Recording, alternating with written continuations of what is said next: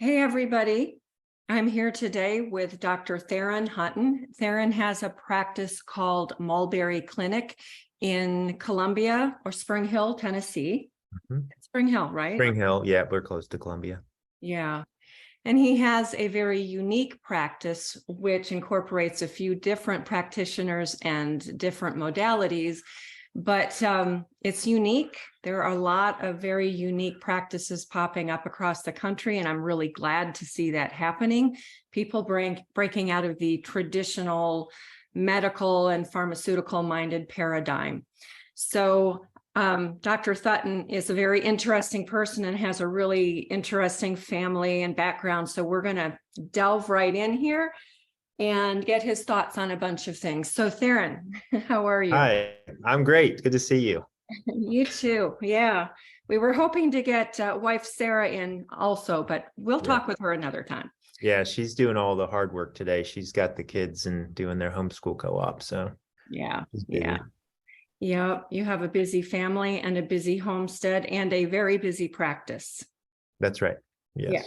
Yeah. I know, because when I say to people that I know down in the Tennessee area, oh yeah, well, you could go to Dr. Hutton's Mulberry Clinic. Yeah, but he's really hard to get into.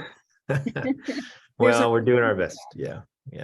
There's a reason for that. Do you want to tell us a little bit about your practice, how it's different, and how you came to be in this different place within the medical system? Yeah, it's a long story, but I'll give you the condensed-ish version of it. So I was trained in general surgery and family medicine, and honestly, not really by intention, but growing up, I didn't have a lot of exposure to like the medical world. My parents weren't against it, but they kind of grew up in the country and were very self-reliant, and they, we just didn't go to the doctor hardly. And I mean, they were, great parents, but it just wasn't a part of our life. So it wasn't something that we did a whole lot. And I remember going a couple of times, and I remember being like traumatized by having to go and get stitches one time. It was just like the worst, most awful experience. They held me down and put like a pillow over my head, and it was just like, I mean, to this day, I hate it. So and honestly, like in reflecting back, like that's even that experience has factored into how I do things now. I don't think that the medical system should be in practice of traumatizing 6-year-old kids just because they need stitches, but fast forward a bunch of years, went to college and knew I was going to be interested in science. My dad was a science teacher and loved sort of the natural world and God's creation, and loved to study and learn and be in it. And got partway through college and still wasn't exactly sure what I wanted to do specifically in that area, and then started a volunteer program at our local hospital where students, pre-med or science students, could go in and volunteer and shadow doctors and work in the ER and help out. And after some convincing, I got the administration to agree to let me and subsequent students do that. And really sort of, I think, found my niche. And then I met some friends who had done some overseas medical missions work, specifically in Africa, and that was intriguing to me as well. So I headed down that path a little naively, but just seemed like the next right thing to do. So I finished up my college, undergrad, and then went on to med school and did some research along the way, and then did combined residency in surgery and family practice in 2 different locations, and then headed over after a few visits to East Africa, headed over there to live for 5 years, and really just had, it's just interesting how my view of medicine was just shaped differently.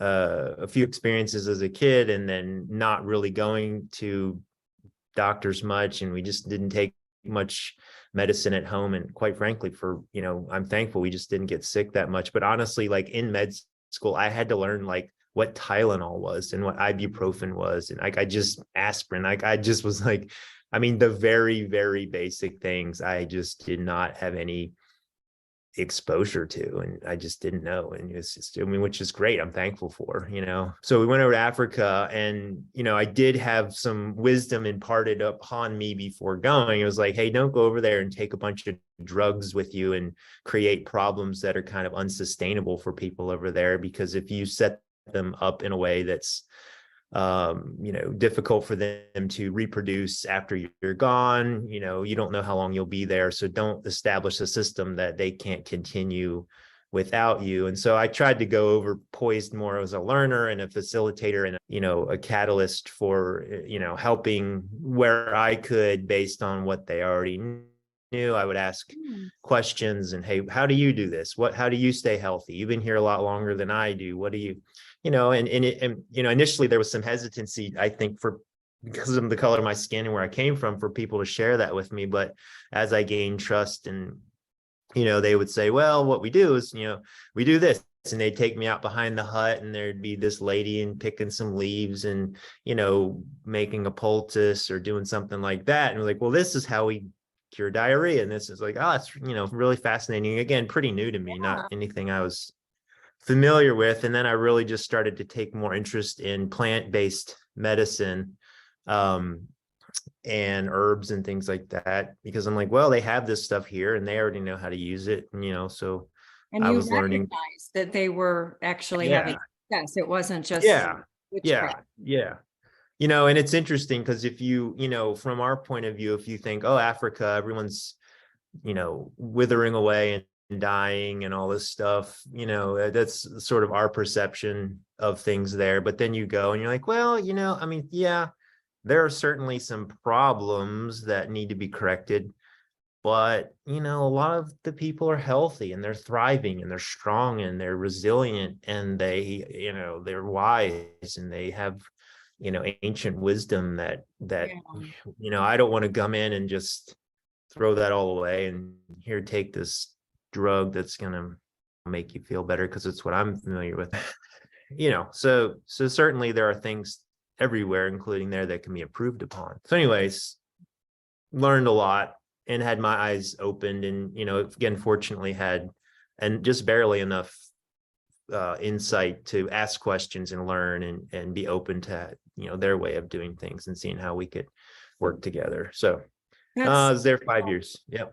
That's so interesting because my perception is that most Americans and most first world doctors go to places, especially Africa, with an arrogant attitude of, you don't know what you're doing. You need white man's medicine. And yet it seems to me that what white man brings in, both as food and medicine, food for famine relief and medicine and even agriculture, actually makes them sicker. I think for sure. Certainly the food. You've all the pictures that Dr. Price did with the changes in people's teeth when they have their traditional, diets, and then you change that to like a Western higher sugar grain diet, and even their face structure changes and they get sick. And it almost feels like we go over there with our trunks of medicine and just open up a new market for the sale of dependency of pharmaceuticals. So I think there's probably most doctors probably have some level of arrogance, or you wouldn't probably even go into the profession. But they're well-meaning people. They're giving up their time and money and vacations to go and do a lot of times short-term stuff and for a week or two. But it's just, I think it's a lot of just ignorance, just not thinking, what are the downsides of it? Like, there's just so many good, I think there's an increasing awareness about this problem and books being written. And, there's a really good book called When Helping Hurts. And it's really about the impact that well-meaning Western Christian missionaries have when they go to places like that. And what are the, have bad hearts, they just are misguided. You just can't necessarily reflexively do what you're used to doing in a completely different context. And that was fascinating to me because even I just think it was blessing or dumb luck on my part. But I even went there and I just remember sitting there watching a doctor, like an African doctor, interact with an African patient. And it was completely different. He had a white coat on and he looked like a doctor, but He didn't ask her any questions. He didn't do an interview. She didn't ask him any questions. Yeah, I don't think I don't think any of them asked anybody. They did not ask each other any questions. She sat down. He looked at her. I don't think he touched her. He muttered a few words, almost what looked like in a disparaging, like demeaning, disparaging way, wrote some things down, handed it to her, and she left. And I was like, that was so interesting, because I mean, that's not how we're trained to do medicine at all. It's like, ask them questions, take a history. When did it, when did it start? How long has it been going? Ask question. And I started doing that. Like, I'm Western trained, or, I'm well trained. I'm going to ask all the questions. When did it start? Da, da, da. And come to find out, and not that those are bad to do and they're helpful and important to do, but what I didn't understand until a little, especially after seeing that, and then thinking about it and doing some reflecting and reading, is that lady went to him because he is a doctor. And in that culture, being a doctor means that you have been imparted with particular spiritual insight to the cause and the remedy of ailments. Oh. And so in an African's mind, potentially, if they're thinking like an African, is if I'm coming to you for treatment, why are you asking me all these questions? You're supposed to know the answers to this. Like, if you're asking me all these questions, clearly you don't know what's going on, right? Yeah. So if you need me to tell you what's going on, then maybe you're not really a gifted healer, right? And so I mean, not that I could do that necessarily, but he was doing exactly what a traditional African doctor would do, but he had a white coat on and looked like me, except with different color skin. So, and that was perfect. I mean, that's exactly what she expected him to do. Like, I have a problem. You're going to know what the problem is. You're going to know what caused it, who caused it, why it was caused. Was it a curse? Was it a, something? And then what's the remedy, right? And if you think about, like, if you take away the Western doctor mindset and you go to the Eastern doctor mindset, you imagine a witch doctor or a shaman or something.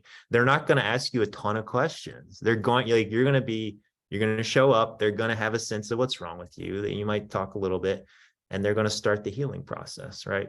And so it's just so interesting, the difference, and then understanding that worldview a little bit. I mean, I still don't understand it, but a little bit. And then that even start to shape the way that I practice medicine over there.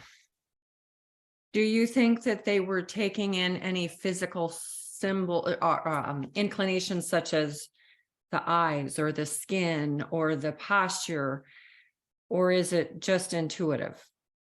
Well, I mean, I think they would, yeah, I mean, I think the expectation would be mostly intuition. I mean, they might give them like one symptom or something like that, like my stomach hurts or I have a headache, something like that. But there wasn't much beyond that. That is totally fascinating to me. Yeah. I wonder if other people are experiencing the same kinds of illness or disorder, and so they're clued in, or they just really figure it out. I think that in Western medicine and life in general, we tend to really dismiss intuition. Yeah, for sure. And yeah, for sure. And I mean, and I think they're like, I guess you're alluding to, I think, like, we'll even train people, like, even in our conventional training, we'll say, okay, what is, like, there's even a phrase, like, what's the exam, like the door exam. So it's like, if you walk in a door and you look at a patient, like right off the bat, within 2 or 3 seconds, is that patient very sick or is that patient okay? And like, laying eyes on somebody, you can really quickly, if you've had enough experience, it doesn't take much. Moms can do it very quickly with their own kids. Like, so like on the phone, when a mom calls us, I'm worried about my kid. I'm like, okay, does the kid look sick to you?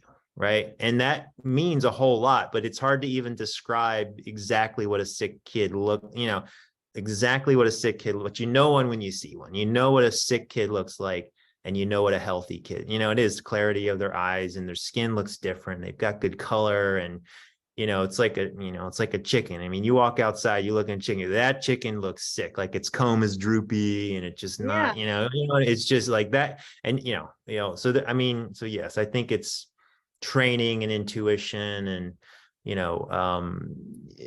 it's, anyways, yeah. Yeah. Wow. And you were there for 5 years? 5 years. Yeah. Yeah. Sarah Yeah. was with you all or part of Mhm. that? Yeah. The whole time. Yep. Yep. Yep. Yeah. Did And she, was she helping? well, she was, I mean, we had, we went over with 3 little kids and had 2 while we were there. So she had her hands full, quite Yeah. literally. And then, so much of being in that culture is hosting people and, everything's more time consuming, preparing food and tea for visitors Yeah. and just doing a lot of household wonderful things. There's just not a lot of shortcuts and conveniences there. So that was more than a full-time job in a place where, water and electricity weren't always available and, things like that. So yeah. So she was And helpful, but that role is super important and also oh to yeah. be dismissed, but Yeah. there's a very real purpose for hospitality and opening Mhm. your life and your heart to people. But Oh yeah. did you learn some of the African medicine then? And first of all, what part of Africa were you in? So yeah, we were in Uganda, southwest Uganda. So Uganda's around Lake Victoria, the northern country off of Lake Victoria. One country in from the Indian Ocean. You have Kenya, and then Uganda, north of Tanzania, south of South Sudan, southwest Uganda. I have a notebook that I wrote some stuff down in, and sometimes I could understand the English sort of translation. Many times I just took my best guess and wrote things down or drew pictures.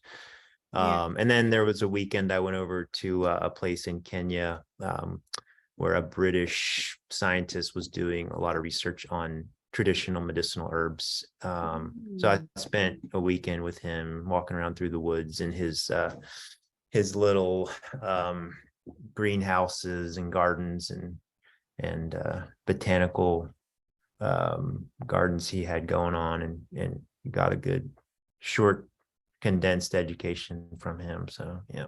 That's really interesting because I believe that God gave us everything we need for health, Yeah. for healing. Yeah. Yeah. We don't necessarily need the pharmaceuticals. Sometimes they have a place, but Sure. I think you and I would agree that they're very much overused and to Yeah. our detriment. Yeah. Yeah. So you're seeing where in that part of the world, they had their medicine and it was growing up from the ground. Mm-hmm. And, right now it's springtime in Virginia, the bloodroot is blooming. Yeah. That excellent anti-cancer, Mhm. in particular, I've used it for skin cancer, but Yeah. I've got black cohosh in the backyard. Wherever we live, we have medicinal plants. I believe everything has a purpose. Yeah. Yeah. We should stop ignoring that. Yeah. Yeah.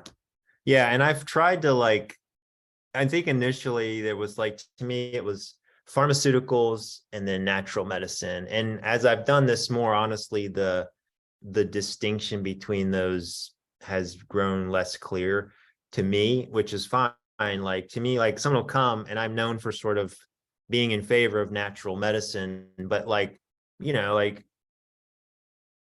I mean, historically, that's where medicine came from plants, and so it was just that we could dose it more accurately, maybe, and make it maybe a little more cleaner and more reproducible. I mean, because there is a little bit of a challenge to taking a bunch of leaves and steeping them and saying drink this, and they're like, well, how much do I drink? Well, I don't know, drink it 4 times a day, like a jar, and that's a reasonable thing to do. And that's the beauty of a lot of plant medicine, is you have sort of that wiggle room to not maybe get the dose perfectly, but still get the, the effect. But anyways, so,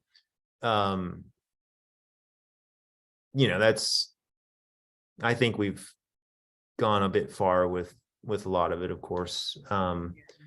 and taken it, tried to, it's tried to be taken out of the hands of people and they're, scared to do it anymore and get threatened if they do. But anyway, so people come to me and they want to, I'm like, well, we want you to be well, right? We want you to be well and be functioning and do what's important to you, whether it's your job or your, take care of your children or whatever it is, see your grandkids, and so, they're like, well, should I use a prescription or should I use these herbs? And I was like, well, let's talk about all the options and figure out what's going to make you well. And, and so it's nice to have all those tools available.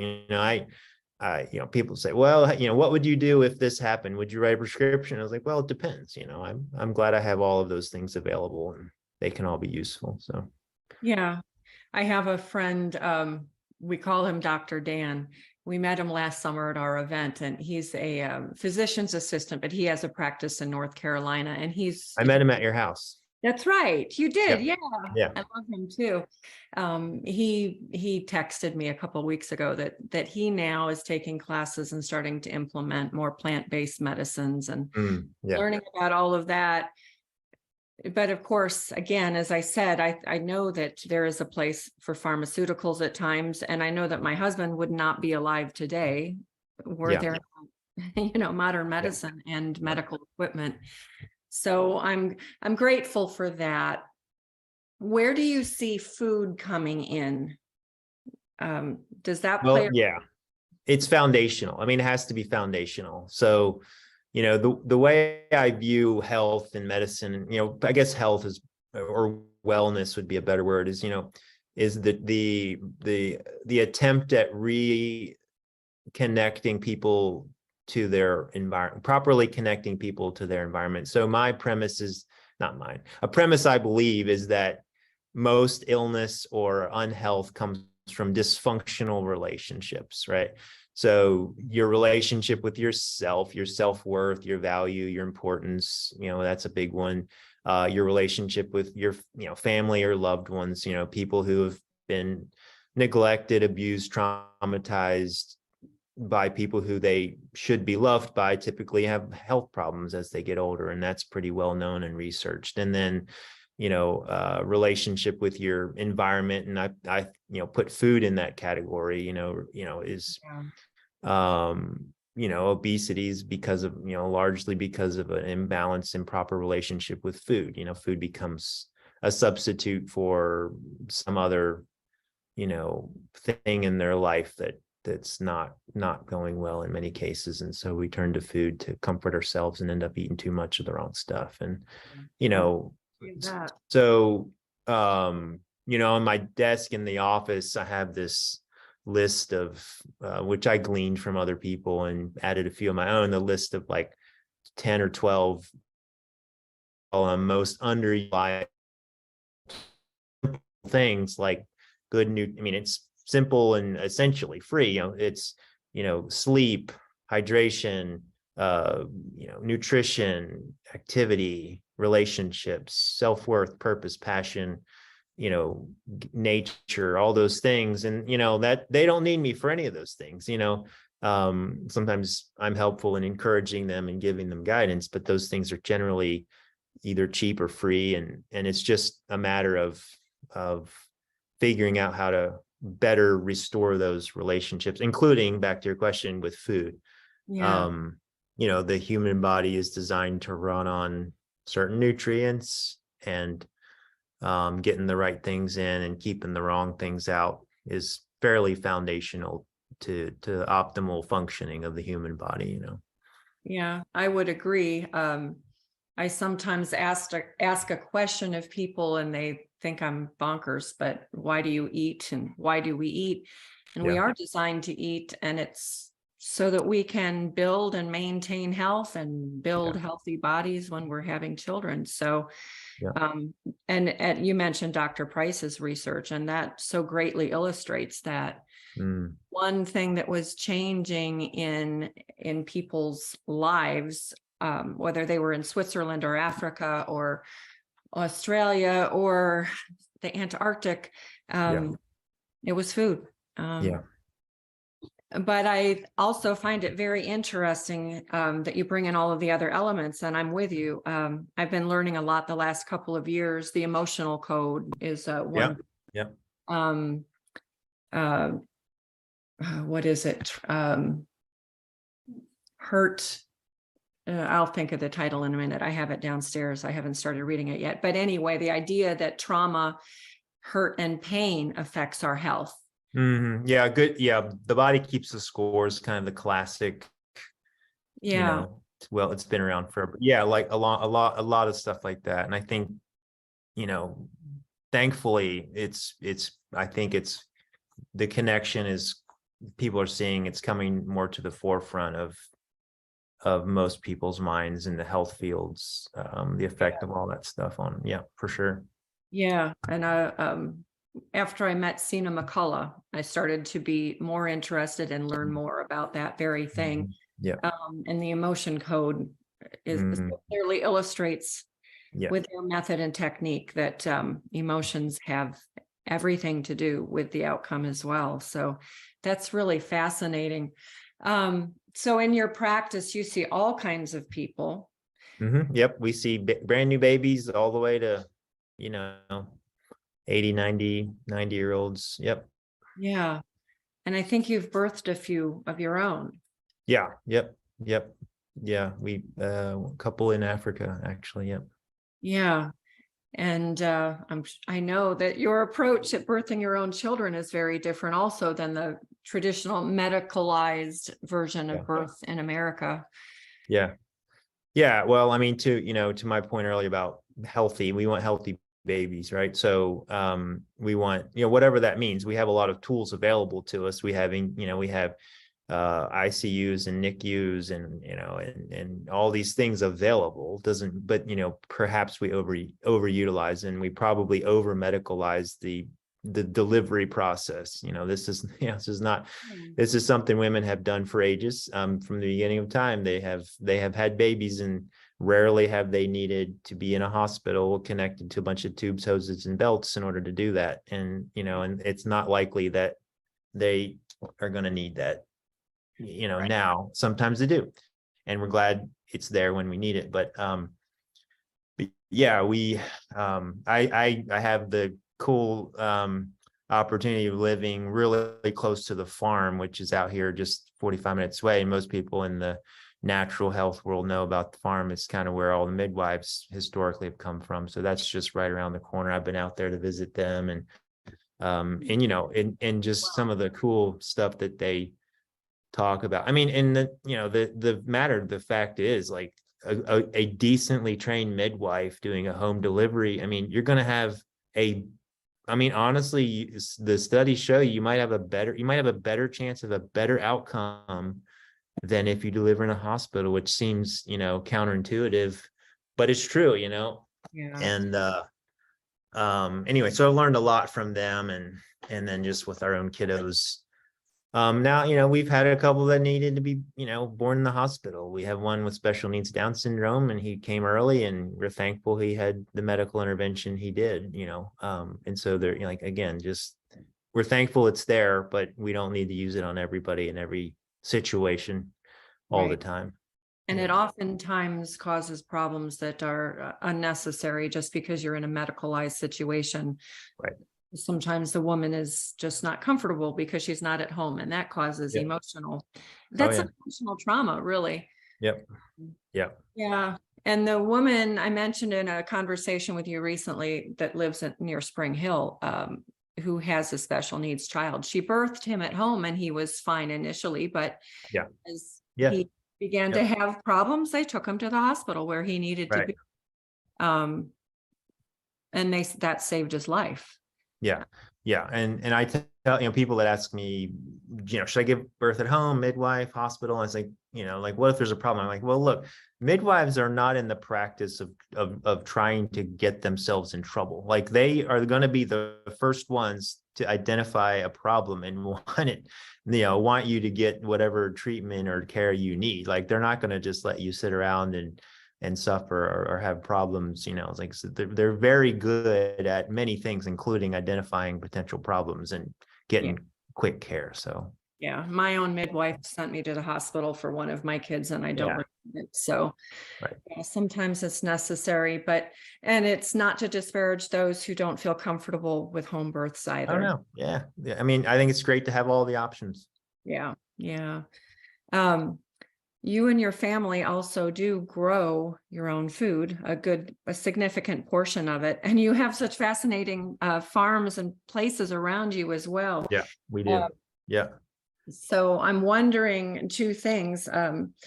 What led you to begin raising chickens? And Yeah. I've forgotten what all you have at your home, but Yeah.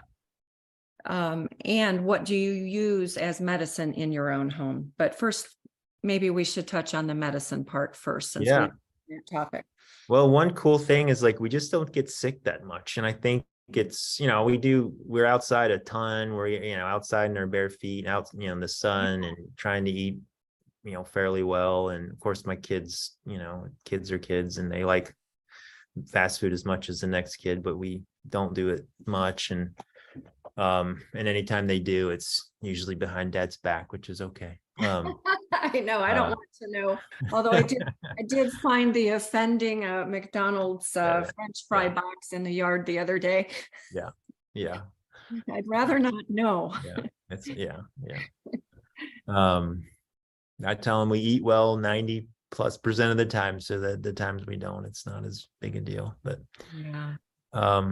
so yeah, I mean, honestly, our kids don't get sick that much. But we just have like ginger around on the like all my kids know how to make ginger tea. We've got ginger like always sitting on the cabinet. And I've got a friend that makes tinctures, short ways from here. And my kids will, like, oh, I got a little sniffle or thing. I'm like, they'll pull out the powerhouse, tincture. It's got several herbs, and they'll, do some squirts of it. And that, and I tell people, like, I don't care if my kids take, like, I have a house full of kids. The youngest one is almost 5.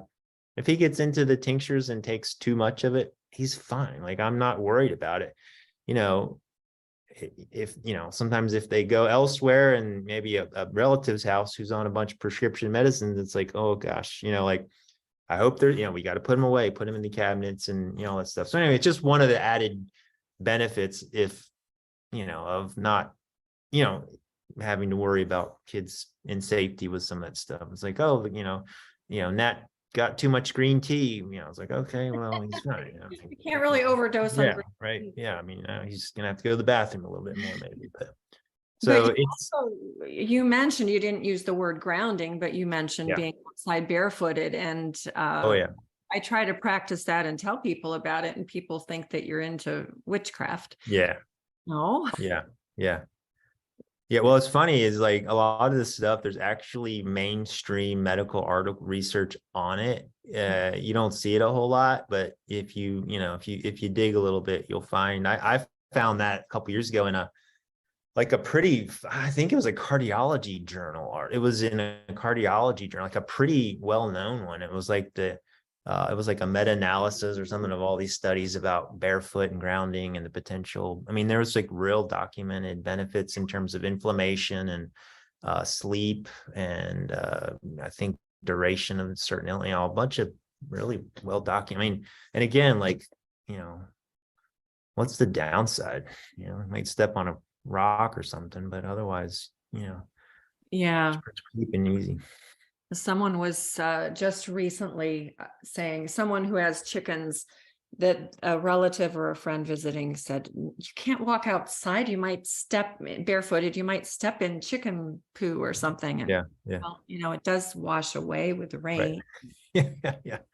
Not like you're walking through infestation that's going to make you sick, but well, and if you don't love doing that, I mean, there's there's certain things you can wear on your on the bottom of your feet that still allow you to ground, like leather type stuff and all.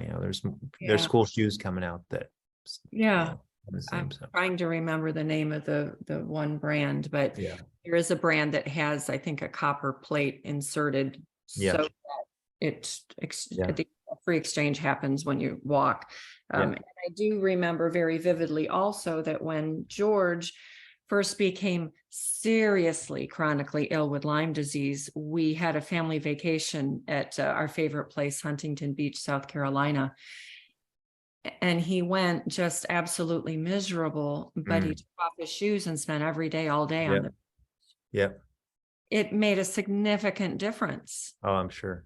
The Yeah. best night's sleep I ever had was on the beach. I still remember it. It was in college. We went down, some friends. It was spring break, but it was like a Christian college, spring break, which to me is, different. So we just went down to hang out and, have fun. And we got in late and, didn't have much money. So we just had, I think we had sleeping bags or blanket pillow. And we just pulled over, walked over the dunes. It was dark. We laid down and we were exhausted. So we were driven all night or whatever. So we just, I just remember like slept instantly, woke up in the morning to seagulls and the sounds of the ocean and the grass is blowing. And I was like, I felt amazing. And I didn't know why at the time, but now I'm like, good grief. I basically grounded for 10 hours on the silica on sand, so anyways, yeah. And that's, that was 30 years ago now. I still remember that night's sleep. It was just woke up a brand new person. Wow. I have never done. Yeah. Now I want to. Yeah. Should do it. Yeah. But back to the food, and why tell us what you're raising, first of all. Well, right now we've got chickens and a duck and not much else. So, like many farms, things kind of like ebb and flow depending on the season and the busyness of life and the tolerance of my wife to, having animals that get out while I'm at work. And, so, it's a struggle of being a doctor and having full-time practice and still trying to grow food and stuff. But we've had milk cows, goats, chickens. Chickens, guineas, ducks, pigs. We love raising pigs. They're great. Cows. Aren't they? Yeah, pigs are great. Gosh, I don't even know if I could tell you. Our freezers, we try to keep our freezer full. We'll do layers and broilers. We do broiler chickens every year, at least try to get enough in the freezer to, for our family for the year or something like that.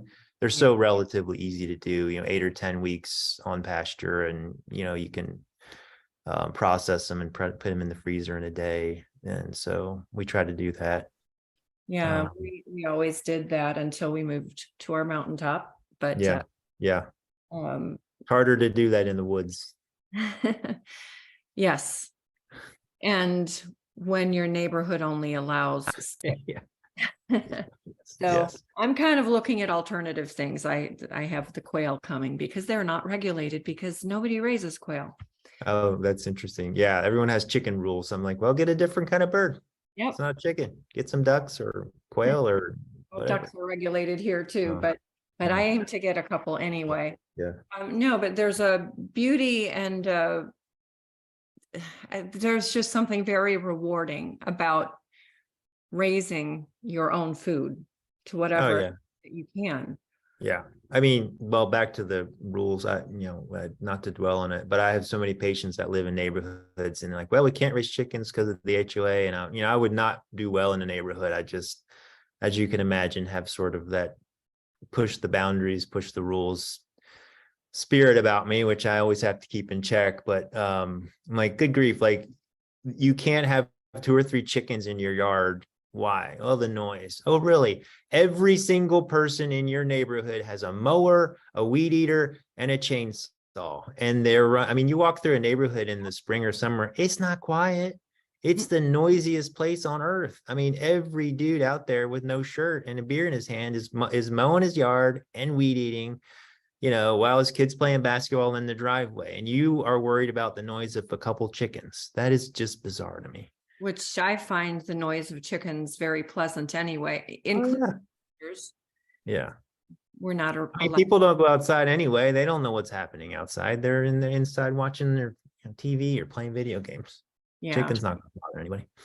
Thankfully, at least in my neighborhood, it's very walkable, and people do walk and people talk to neighbors. So there is that. But I've had a hard time for almost 8 years not raising food after milking a cow and having a garden and all of that. So Now you've got stuff on your like deck out there, right? You've got raised yeah, like garden things. You've got, I saw you had I have strawberry. quite a bit actually. Yeah, George welded the, instead of a banister on the deck, it's a planter all the way yeah, around. yeah, And in the backyard, I have livestock tanks, yeah, 1 for fish and 4 for vegetables. And yeah, then along with the chickens right now, we're also fencing in and starting a new garden. So yeah, I will be expanding yeah. quite a bit. And it's so rewarding. I just feel so good about growing food again. Well, it's a great example of what you can do with, without a farm, or, it's like, well, how much acreage do I need to have a farm? I don't know. Like, what do you have? You have an apartment? Okay, we'll put a few pots out on the balcony and grow some tomatoes, That's what potato I in a tell sack or people. something, do something. Yeah. Yeah. And you can raise quail on a balcony. They're small Yeah. and Yeah. they make really pretty sound. Oh, they do. They really Yeah, do. yeah, they do. Yeah. So, no matter where I lived, I would always definitely have something. But years ago, I remember seeing a documentary online about a family on 1/4 of an acre who raises, it's I think 3 adult kids and their father, and they raise all of their food. Wow. Plus, they have an abundance that they sell to restaurants and at the Yeah. farmers market, and they give some Yeah. away at a Yeah. 1/4 of an acre. So anyone can do Yeah. it. Sure. Yeah. Yeah. I mean, you can do highly intensive farming in small areas. It can be very productive, very And productive. it doesn't have to be ugly. It can be beautiful, like Oh, yeah. this Yeah. place is. It's very Yeah. Hmm. So I just feel like raising food or eating locally raised clean food is part of what God intended for us also for bodily health. Yeah, for sure. Oh, it also brings some emotional, spiritual health with it. Right. So much nicer than going to the grocery store. Yeah. Yeah. Yeah. It's part of that connection, to your food, to the land, to the earth, and ultimately most people are not raising food completely by themselves. Some might be, and, it's a connection with other people. And yeah, building community is really important. Yeah. When I heard you speak last fall at Homesteaders of America, you talked about composting as well. And I think Mhm. composting, and I believe you alluded to this, I have a couple pages of notes from that talk. The composting system kind of parallels our human gut as well. Yeah. In a way. Yeah. Yep, for sure. Yeah. Well, I actually started to learn a lot about composting when we were overseas in Africa. One of the things that's happened is they've just gotten in the habit of doing monoculture. So bananas or green bananas are fairly marketable and a decent way to make a living, but they just monocrop a lot of so they'll clear cut and then plant banana trees. And it's honestly striking. It's really beautiful when you come and you just see a banana plantation, but that's pretty much all that's there. Although we're getting a little bit better about interplanting a few things around it, but the soil just gets depleted of its nutrients year in and year out, especially when you're growing the same thing. And so one of the things we help them think about is the fertility of their soil. So in Africa, the rains are very heavy during monsoon season or certain parts of the year. They have, where we were, almost 3 rainy seasons. So there's a lot of tilling of the soil and then heavy rains, and then you get a lot of wash off of the topsoil. And so what ends up happening is then you get this subsoil, this really clay red soil that's everywhere, and it's high in iron and a few other things, but it's just not really nutrient dense for plant growth. And so that was one of the problems they were facing. And so we were thinking about good ways to work through that. And there's a group out of basic kind of South Africa now, Farming God's Way, and they have helped champion some pretty easy composting methods there. And so we taught that. And what was cool is we kind of taught it, but they kind of already knew a little bit how to do it, and they'd been doing it before. You just layer organic matter, so it's green, brown, and then if you can get a hold of some sort of like manure or something like that, chicken, cow, which it's not hard to get, and then you just keep making layers. You get it to the right moisture, and then you just let it cook, and you can just take like even an iron bar and stick it in there and pull it out. And if it's hot to the touch, then it's ready to be turned. And it's like super easy, almost free to do. You just make a big square pile, so you have enough mass to keep the heat inside up. and you just turn it, you just turn it. And after a few times, you can just let it sit under a grass mat or something. And then then it's great compost. And then you can just broad spread it, or you can put it in around where you're going to be planting, whatever. You can put it directly in the holes, and it's mature enough. It's not going to bother what you're planting in it. So so is that what's happening there is basically a breakdown of organic matter by bacteria to release nutrients, which is what's happening in your gut, right? You have bacteria in there breaking down organic matter to release nutrients. So, yep. As long as we have the right ingredients in our gut. Yeah, right. We got the same way you wouldn't throw antibiotics on a compost pile because it would kill all the beneficial bacteria. You've got to protect the bacteria that are in your gut, trying to do the same job for you. Unfortunately, so many people have a damaged gut from antibiotics, pharmaceuticals in general, things masquerading as food that aren't really food, that don't feed the good guys. Right. Yeah. So we have to restore a healthy biome within our own bodies. Yep. Yeah.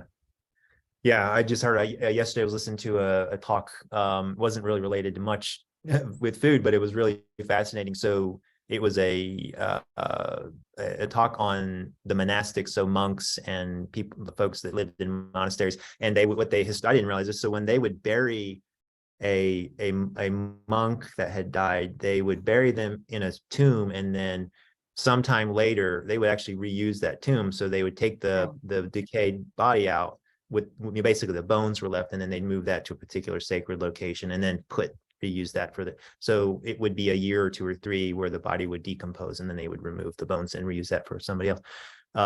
They said they have to wait a lot longer now because the bodies don't decompose because of all of the change in food. So they're eating more food with preservatives now, and so they have to leave the bodies in there longer. I thought that was fascinating. Wow, that is fascinating. I know that practice of burial is ages old. Yeah, they've been since early on they've been doing that. But they're like, we can't dig them up as fast now because they don't decompose, and they think it's because of the preservatives in the food they're eating now. Yeah, and even the guts being messed up and not having the microbe. Wow. Yeah. Well, it's like that, it's like the McDonald's French fries that are, you find after 4 years still looking pristine, underneath the passenger's seat in your pickup truck. They still look like the day you bought them. Versus one that you may, food should rot pretty quickly, but it's amazing that it doesn't sometimes. Yeah. Yeah. But you do make a good point. Food should rot, and so should bodies. Right. Yeah. We're supposed to break down. But you have a supplement that we're using here that you've developed to help. Oh, cool. I forgot about that. Yeah. You forgot about your own product. Well, I forgot you were trying it. Yeah. George and I do sometimes forget what I'm doing. I probably have too many things. No, but I appreciate that you've created something that's different from most. Yeah. Because my understanding has always been that most probiotics are pretty much useless, and then get into prebiotics, and that's kind of a new thing, although it's not new, just new on our computer screen. And so you've developed I would want to say a pre and probiotic. And I love the name of it, but I can't think of it off the top of my head. Bountiful Biome. Is it the Bountiful Biome? Yeah, Bountiful Biome. Yeah. And it incorporates a couple of strains that most do not have, and most people haven't heard of. Yeah. So I'm excited about that. Good. I'm actually thinking that this week I'm going to play around with it and see if I can use it to culture some raw milk. Okay. Well, it should. It's got some lactobacillus in there, so that should. And the raw milk has lactobacillus. Yeah. So I might. Let me know how that turns out. Yeah, that's great. Yeah, I will. I'll give it a try because I'm just curious what will happen with it. Of course, I don't have a laboratory to establish what is actually in it in the end product. Right. But, I'm just curious as to what might happen. But anyway, do you have any words of wisdom for our listeners? Well, so I'm writing a book now. I think I have a title, but I may not. Anyways, but I'm going to collaborate with a friend of mine who is a fermentation expert. And so we're writing a book on fermenting. So it's going to be something along the lines of like preserving your health, right? So using the power of fermentation and probiotics or healthy bacteria to maintain and restore your health. And so so I'm sure you're well aware of this because of your work with Weston A. Price, but most cultures, pun intended, around the world eat some sort of fermented food, right? Mhm. And so it's really fascinating to look at the history of all of that stuff, of sauerkraut and of yogurt and kimchi and all this stuff. Yeah, And so I've just become, with my patients and personally, just a big proponent of fermented foods. I am And too. yeah, so many benefits, more nutrition. So it appears as if when the bacteria interact with the substrate, they allow the release of more nutrients into the food, and then we can absorb them more easily.